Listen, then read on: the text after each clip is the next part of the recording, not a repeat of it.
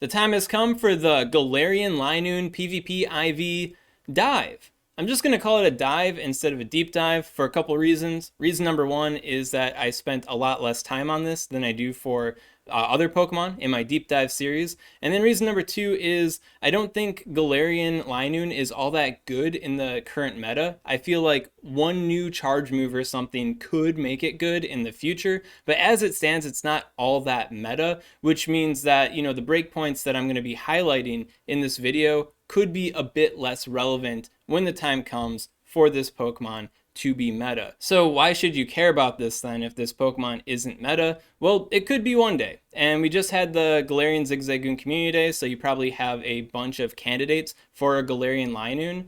And yeah, it might be good to know what breakpoints exist now so you could maybe take advantage of them right away in the future should this Pokemon become good in a cup format or get some sort of move rebalance or something that makes it awesome all of a sudden. So instead of just straight up guessing, it's a little bit educated guessing. Now, if you're not familiar with the Deep Dive series, I'm going to be talking about the Pokemon's true stats, which are hidden in the game. To make things easier for you, I will have PvP IV tables that highlight the specific IVs for it. But if at any point in time in this video you're kind of confused what I'm talking about, I highly recommend checking out my PvP IVs simplified video, link above and in the description.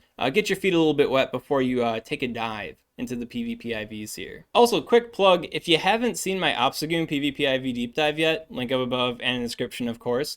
It's really good information. It highlights the breakpoints and stat checks used by Rise to Occasion and Doombug97 themselves to take the Milwaukee tournament. Really important attack-weighted breakpoints on Obstagoon, so I highly recommend checking out that video. If you haven't seen it yet, watch that video before this video, because that's the important video, for sure. So when it comes to the attack breakpoints of Galarian Linoone, one thing that's pretty nice is because of how the same type attack bonus works out for Snarl and Lick for Galarian Linoone have the same base damage unless you're up against a Pokemon that, resists one move but not the other. So like a Fairy type Pokemon, resisting Dark, Fighting type, resisting Dark, that kind of idea. So the breakpoints end up being the same between them. So if we get a new charge move or a charge move update on Galarian Linoone, the breakpoints are going to be the same. So that's mighty convenient for us. If only Galarian Linoone was meta, right? So what attack breakpoints am I looking at? Well, if you have at least a 112.87 attack weight, you can get a breakpoint on Swampert, improving the 1-1 shield scenario with the Snarl, and then the 2-2 shield scenario while using the Lick. And then more damage is just more damage in general, so could be useful. This breakpoint also encompasses Wishcash, which can improve the 1-1 matchup using Lick. So, hey, could help out, right? Then if you pump the attack a little bit higher to 114.07, you can get a Lick breakpoint on Drapion, securing the 2-2 shield scenario. And then also this gets a CMP on some Powdered Snow and Charm Alolan Ninetales. They could have higher attacks, so you might need higher attack to maintain that CMP, but 114.07, maybe a little bit higher, maybe like 115, could be pretty consistent for this, I feel.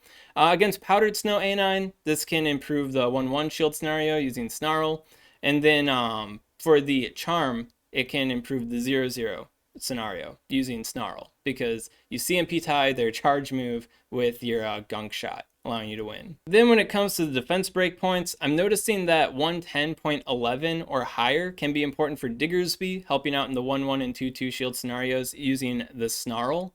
A bit higher in case the Diggersby end up having a slightly higher attack weight, of course. And then 111.14 helps out against the Fire Spin Alola Marowak in the 1-1 shield scenario and potentiates the 1-2 shield disadvantage scenario as well. And this is using a attack weighted Alola Marowak from my Alola Marowak PvP IV deep dive, so I would say that you're pretty secure against the Fire Spin Alola Marowaks with that defense stat. Going a little bit higher to 112.31 can help you out against Mandibuzz in the 1-1 shield scenario, but this is a pretty high defense stat on the Galarian Linoone, so might be kind of difficult to pull off. And then that matchup is a little bit dubious too, because it's just based on the attack weight of the Mandibuzz being at least a 5 for the IV, so people using hatch weight ones will require an even higher defense weight, a defense weight that Galarian Linoone might not be able to chase. And then finally, when it comes to the HP stat, I was noticing about like 154 to 155 HP was pretty consistent, so I'd just go with that if nothing else. For whatever reason, my audio cut out here, so this is just a voiceover. Here is the PvP IV tables, showing all the IV spreads that hit the minimum stat checks I just got done talking about. And in a moment, I'm going to scroll down and I'm going to tell you that if you want to change any of the stats to meet your specifications regarding, then you can scroll down and do that. Come on, Ryan. When you get there we go. He's scrolling down. Come on, buddy. Yeah. So at the bottom there, if you want to use like a higher defense weight or a higher HP weight, maybe you find the 155 to be better than the 154. Well, then you can, reduce the options using that. So yeah, link in the description to this PvP IV table to help you navigate the like 70 spreads or something that meet these specifications. And don't discount the high bulk boys either. They do have their place.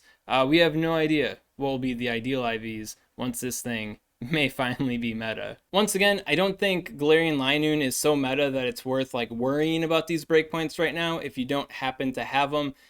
Probably not that big of a deal. Galarian Linoone as is isn't all that meta. It definitely needs a moveset upgrade to be meta. So, but if you do look over your stuff and you notice, hey, I got this attack weight. Ain't that interesting? Well, then you can star that, keep it in your bag alongside your like high stat product version as well.